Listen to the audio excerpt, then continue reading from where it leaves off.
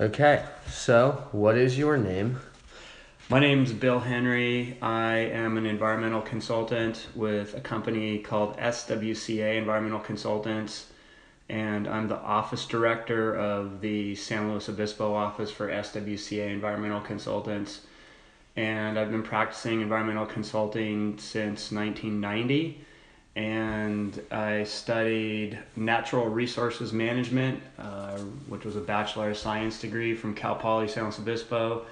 And then I got my master's degree in city and regional planning, also from the Fine University here locally, Cal Poly. All right. Have you ever dealt with private water issues in the past or in your current profession? Private water issues. Yes, I have. And what would you like to know about my dealings with private water? Are you talking about privatized water? Water? Yes. Companies owning, well, being able to own the water.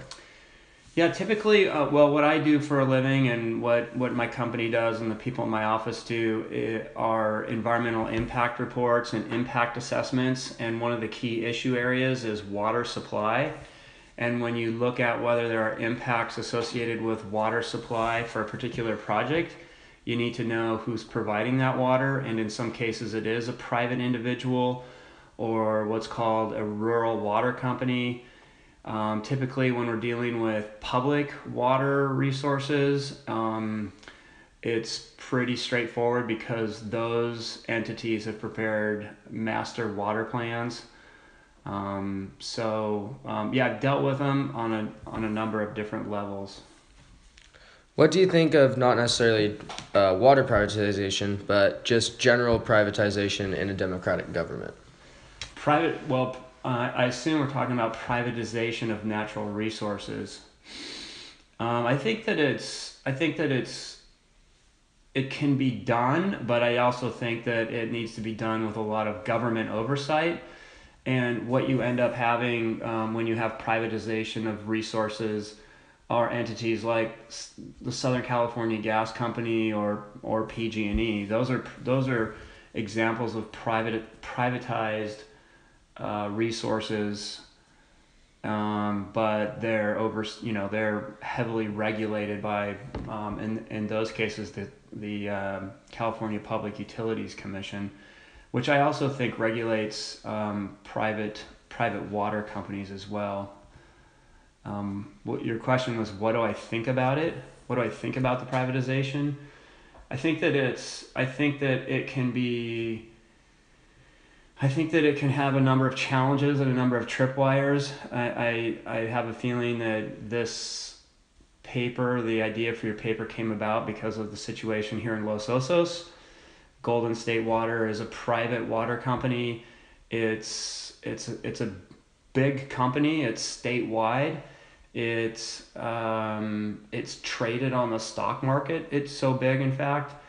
And so in that case, they have a duty as a company to answer to their shareholders.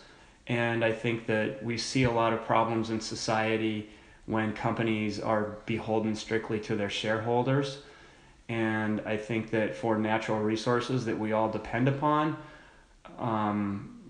like, that's where you need a lot of oversight and regulation from the government. I don't always feel like the government does that great of a job when they are in charge of natural resources. So, public or private ownership of resources like water is oftentimes fraught with a number of different challenges. And here in Los Osos, we have both examples of that. The Los Osos CSD, they're a public entity. They have wells throughout the groundwater basin. And then you've got Golden State Water. They have wells throughout our groundwater basin. They're having challenges right now getting on the same page in terms of how to manage the basin. And then you have a third small water company, a rural water company called S&T, which is down by Monarch Grove. and they are privately held, but managed and overseen by the county of San Luis Obispo. And in this case, where you have three different entities drawing from the same basin, you have a potential water disaster on, or we have a water disaster on our hands. And so the county has had to step in and do a lot of groundwater modeling, groundwater planning, and there's going to need to be a lot of infrastructure put in place to help save this groundwater basin that, something like 15,000 people here in Los Osos depend upon, and it's in pretty bad shape right now. I think it's determined to be. The county has documents, resource management documents, where they rate the severity of the resource situations in different communities throughout the county, and the groundwater basin in Los Osos is in a level of severity 3, which is the worst state, and there's only 2 other basins in the county that are level severity 3. So, to a long ass answer to your question, I don't think it's good, but I also see a lot of problems with the public ownership of resources as well. So as a citizen, what has your experience been with a private water provider? Have you noticed like any rate increases or things like that? Yeah, definitely rate increases, and you don't always know what those rate increases are going toward. I mean, for a company like Golden State Water, I might be paying more water to help improve the infrastructure for the water that they're providing to people in Edna Valley in San Luis Obispo or in Riverside, California. I'm also a little bit dismayed as a customer to Golden State Water that there's less. There doesn't seem to be a lot of efforts being made to let the people of Los Osos know that we have a level of severity 3 with our groundwater basin, and that we need to be each and every person needs to be, especially teenagers who really waste a lot of water, need to be really cognizant and careful and frugal and help manage this resource the best possible. But there's absolutely zero literature, there's zero advertisement on that.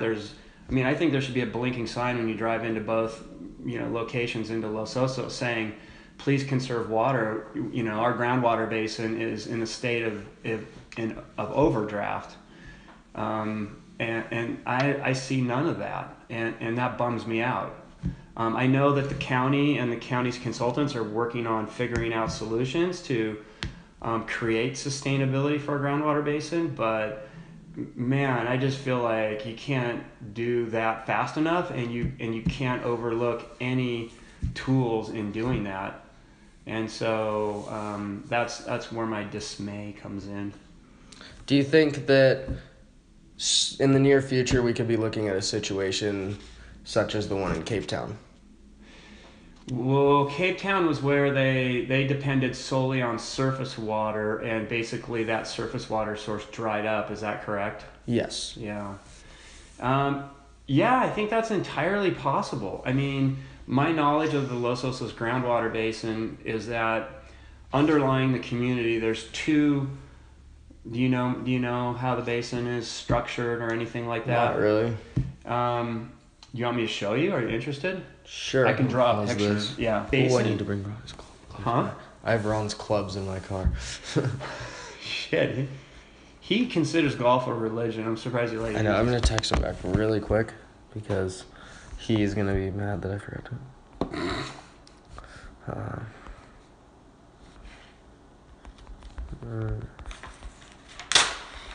Winter.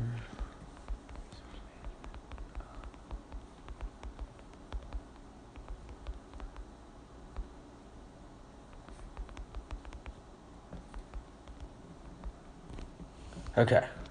Continue.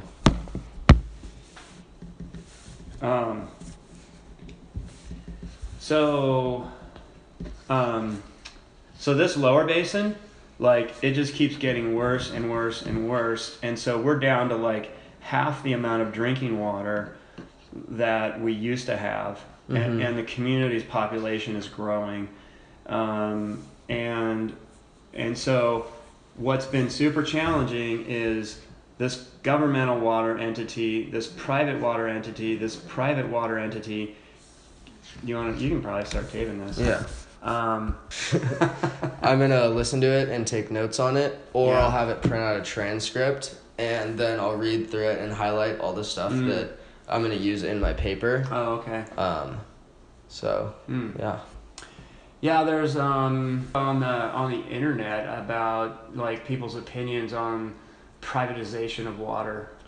I found Good, bad, or just otherwise. pretty much like stuff like you said, where they're responsible to their shareholders, not the consumers. Yeah.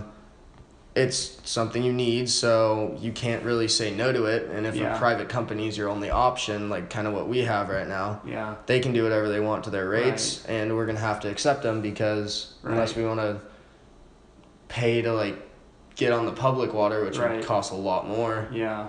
Yeah. So, another interesting thing was one of the girls in my class said that they'll alter their rates during the time of day based on when people use more water. So, for example, in the evenings from 5 till 9, they'll up their rates because that's when people are generally doing laundry, dishes, showering. So, like, especially over summer, they did stuff like that, is what she said. And so they're like, all right, we're going to do laundry in the mornings and you shower after 9 at night. So I'm not sure if that's entirely true, but I think if something like that was Yeah. happening, that'd be pretty yeah. interesting. I don't think the technology exists for that to be the case. I think it does for electrical usage. You know, we have these smart meters and stuff, and then PG&E, for instance, wants people to use less electricity during peak periods in the summertime. You know, which is typically like 3-4 o'clock in the afternoon, and so they'll have higher rates for those periods to create a disincentive for people to use. So that's for them to conserve. It is. It's so that, because if they with an electrical generation and distribution system, if you have everybody using electricity during the same time of the day, when it's like 110 in the valley and 90 over here or whatever, then I don't know. Do you ever remember hearing about like rolling brownouts and blackouts in the summer? They haven't happened for like 5 years because they built a bunch more generation facilities. But we used to have these, like, basically like big chunks of the state would go dark, and everybody's power would go out because the system would basically, it would be like plugging too many stereos into the same outlet, where you had like, the power strip into a power strip, and then plug, and then you're just drawing all this electricity out of from one outlet, and it just goes, and everything goes, browns out. That used to happen to our system a lot, and so one of the things they did was they said, we're going to create a rate structure that basically penalizes people for using during those periods, and gives them an incentive to, like, maybe like, Yeah, that makes sense. be smarter with how they cool their homes and so forth. But with water, no, I don't think so. I mean, we just, like, around here, we just have this stupid old water meter that just goes, and they can't go and do anything other than to say, okay, your water meter's gone from 3,320 cubic feet of water to 3,380 cubic feet of water between the months of November and December. So your 2-month bill is $175 based on that water usage. It's got nothing to do with like showers in the morning or showers in the evening or or anything like that. But if they did start doing that, I mean, I don't know if that would. I mean,